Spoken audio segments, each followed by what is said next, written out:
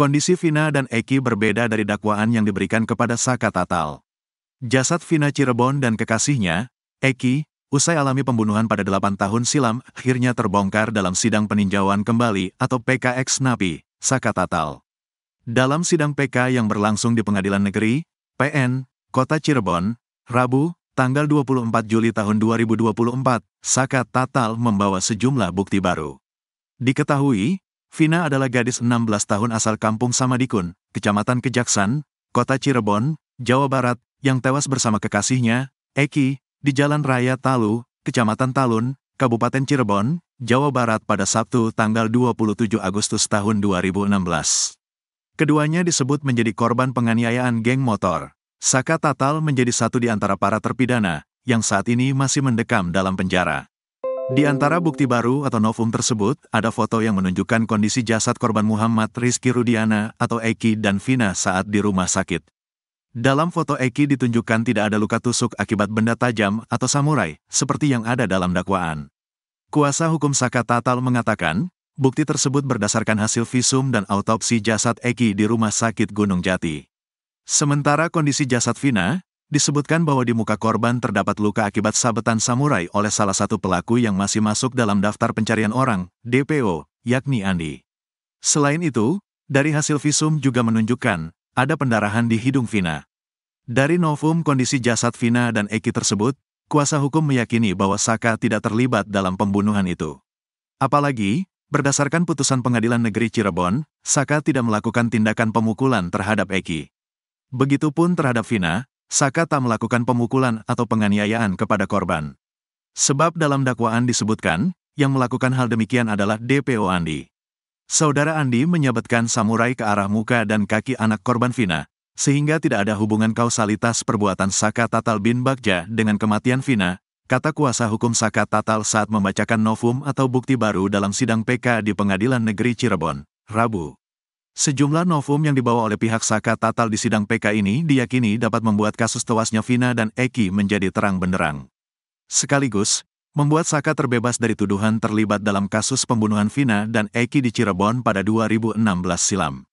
Sebagai informasi, sidang Saka Tatal akan dilanjutkan pada Jumat, tanggal 26 Juli tahun 2024, mendatang karena pihak termohon menyatakan belum siap menyikapi memori PK yang disampaikan oleh pihak Saka Tatal. Atas memori peninjauan kembali yang sudah dibacakan bagaimana dengan termohon, tanya Hakim Rizka Yunia di Pengadilan Negeri Cirebon, dikutip dari Breaking News Kompas TV, Rabu. Mohon izin Majelis Hakim yang mulia, bahwa sebenarnya kami sudah menyusun tanggapan untuk dibacakan pada sidang hari ini, tetapi dikarenakan terkait adanya beberapa poin yang dikurangi kemudian juga ditambahkan penasihat hukum pemohon, maka tentunya kami perlu mempelajari dulu poin-poin tersebut, kami meminta waktu untuk menyusun ulang tanggapan kami, jawab termohon. Ex-napi kasus Vina Cirebon bawa 13 bukti anyar di sidang PK. Ex-narapidana kasus pembunuhan Vina Cirebon dan Eki, Saka Tatal, telah menyiapkan bukti baru yang akan disampaikan dalam sidang peninjauan kembali alias PK. Tak tanggung-tanggung, Saka Tatal membawa 13 novum atau bukti baru dalam sidang PK kasus pembunuhan Vina Cirebon. Diketahui, Vina adalah gadis 16 tahun asal Kampung Samadikun, Kecamatan Kejaksan, Kota Cirebon, Jawa Barat, yang tewas bersama kekasihnya, Eki, di Jalan Raya Talu, Kecamatan Talun, Kabupaten Cirebon, Jawa Barat pada Sabtu tanggal 27 Agustus tahun 2016. Keduanya disebut menjadi korban penganiayaan geng motor. Saka Tatal menjadi satu di antara para terpidana, yang saat ini masih mendekam dalam penjara. Terbaru, Saka Tatal, satu di antara terpidana kasus pembunuhan Vina Cirebon dan Eki, yang saat ini telah bebas, mengajukan gugatan peninjauan kembali alias PK. Adapun sidang PK perdana Saka Tatal atas kasus pembunuhan Vina Cirebon tersebut berlangsung di Pengadilan Negeri Cirebon, Rabu, tanggal 24 Juli tahun 2024. Novum yang sudah dibacakan sebanyak 9 novum, ujar kuasa hukum Saka Tatal, Riswanto, saat diwawancarai wartawan di sela-sela waktu istirahat sidang yang digelar di Ruang Cakra PN Kota Cirebon, Rabu, tanggal 24 Juli tahun 2024. Sidang yang berlangsung lancar ini sempat diskors untuk memberikan waktu bagi pihak pengadilan dan kuasa hukum untuk mempersiapkan penyampaian novum tambahan. Nanti ada tambahan novum yang akan dibacakan setelah sidang kembali dimulai, jadi sekitar ada 13 novum yang dibacakan, ucapnya. Riswanto juga menegaskan, jumlah novum yang diajukan mencapai 13, dengan tambahan 4 novum yang terdiri atas sekitar 17 lembar dokumen.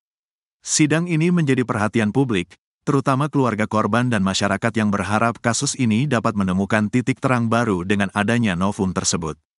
Sidang selanjutnya telah dilanjutkan dengan agenda pembacaan keseluruhan novum. Untuk diketahui, Saka merupakan satu dari 8 terpidana kasus meninggalnya Vina dan Eki. Mereka ditemukan di Jembatan Talun, Kabupaten Cirebon, tanggal 27 Agustus tahun 2016. Akibat kasus ini, sebanyak 8 orang, termasuk Saka, dibloskan ke dalam penjara. 7 orang dijatuhi hukuman seumur hidup, sedangkan Saka dihukum 8 tahun. Saka saat kejadian masih di bawah umur. Saka mengajukan PK setelah Pegi Setiawan menang dalam gugatan pra-peradilan mengenai status sebagai tersangka dari Polda Jabar.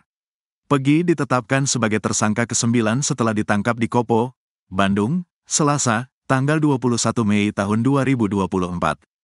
Ketegasan Hakim Sidang PK, Saka Tatal, satu di antara terpidana kasus pembunuhan Vina Cirebon dan Eki, yang saat ini telah bebas, mengajukan gugatan peninjauan kembali alias PK. Adapun sidang PK perdana Saka Tatal atas kasus pembunuhan Vina Cirebon tersebut berlangsung di Pengadilan Negeri Cirebon, Rabu, tanggal 24 Juli tahun 2024. Diketahui, Vina adalah gadis 16 tahun asal Kampung Samadikun, Kecamatan Kejaksan, Kota Cirebon, Jawa Barat, yang tewas bersama kekasihnya, Eki, di Jalan Raya Talu, Kecamatan Talun, Kabupaten Cirebon, Jawa Barat pada Sabtu tanggal 27 Agustus tahun 2016. Keduanya disebut menjadi korban penganiayaan geng motor. Saka Tatal menjadi satu di antara para terpidana, yang saat ini masih mendekam dalam penjara. Dalam sidang PK perdana Saka Tatal, ketegasan Hakim Ketua, Rizka Yunia sudah terlihat. Hakim Rizka Yunia tampaknya tak pandang bulu untuk menjaga agar sidang PK tersebut berjalan sesuai aturan. Pada awal persidangan, Rizka Yunia mengingatkan soal tata tertib persidangan. Rizka Yunia juga mempersilakan pengunjung dan media untuk mengambil gambar di awal sidang. Nanti setelah sidang dibuka, kami batasi untuk mengambil gambar, tegasnya.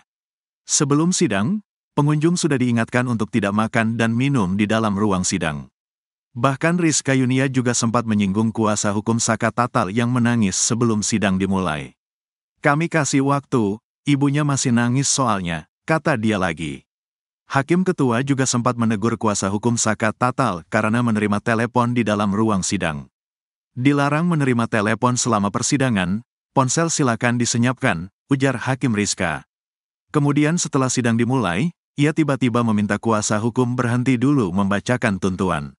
Rupanya Hakim Rizka Yunia menegur Saka Tatal yang terlihat mengantuk. Di awal sidang, Saka Tatal diminta oleh Rizka Yunia untuk duduk di kursi tepat di depannya. Pantauan tribunnewsbogor.com, Saka Tatal memang terlihat beberapa kali menguap. Selain itu, Saka Tatal juga tampak gelisah selama menunggu persidangan. Sebentar, pemohon ngantuk, tanya Hakim Rizka Yunia ke Saka Tatal. Ia pun mempersilakan Saka Tatal untuk duduk di dekat kuasa hukumnya. Gak apa-apa pindah ke situ kalau ngantuk, kata dia. Kemudian Saka Tatal pun berdiri dan duduk di dekat kuasa hukumnya. Sepertinya tidak nyaman, mungkin mengingat yang lalu, kata Hakim Rizka Yunia lagi. Kemudian saat azan zuhur, Rizka Yunia meminta kuasa hukum pemohon berhenti membacakan tuntutan. Saat break sejenak itu, ada beberapa kuasa hukum Saka Tatal yang terlihat minum.